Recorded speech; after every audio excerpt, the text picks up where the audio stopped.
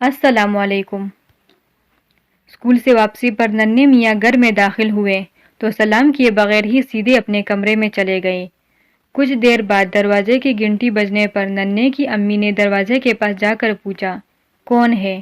باہر سے محلے کی ایک خاتون غصے میں بھری آواز میں بولی، دروازہ کھولیے، میں شاہد کی امی ہوں۔ ننھے میاں کی امی نے دروازہ کھولا تو وہ اپنے بیٹے شاہد کے ساتھ گھر میں داخل ہو گئی۔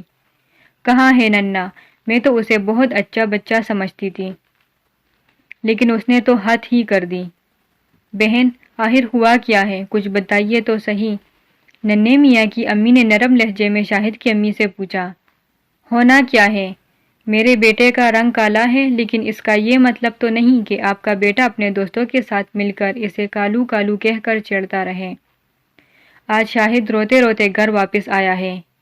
بہن، آپ بیٹھ جائیے، میں ننھے میاں کو بلاتی ہوں۔ ننھے میاں کہاں چھپ گئے ہیں؟ آپ فوراً ادھر آئیے، امی نے غصے سے کہا۔ کچھ دیر بعد ننھے میاں آ گئے۔ ننھے میاں کے ساتھ ان کی دادی بھی امی کی آواز سن کر آ گئی۔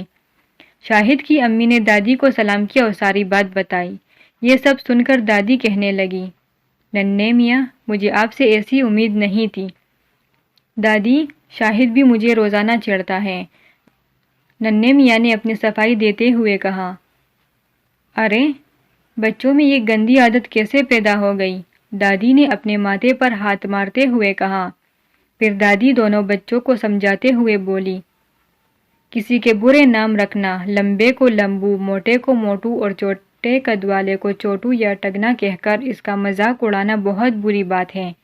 میں آپ دونوں کو ایک سچی کہانی سناتی ہوں، پھر مجھے بتانا کہ آپ دونوں نے اچھا کام کیا ہے یا برا۔ دادی نے بتایا کہ عالم اسلام کے پہلے مؤذن حضرت بلال حبشی رضی اللہ تعالیٰ عنہ سیاہ فام تھے۔ ایک شخص نے حضرت بلال رضی اللہ تعالیٰ عنہ کو اس طرح پکارا، ارے کالی عورت کے بیٹے! حضرت بلال رضی اللہ تعالیٰ عنہ نے جب دربار رسالت صلی اللہ علیہ وآلہ وسلم میں اس کی شکایت کی تو ہمارے پیارے نبی صلی اللہ علیہ وآلہ وسلم نے فرمایا، مجھے توقع نہیں تھی کہ تمہارے سینوں میں ابھی تک اسلام سے پہلے کے زمانے کا تکبر موجود ہوگا۔ اس کے بعد اس شخص نے پتہ ہے کیا کیا؟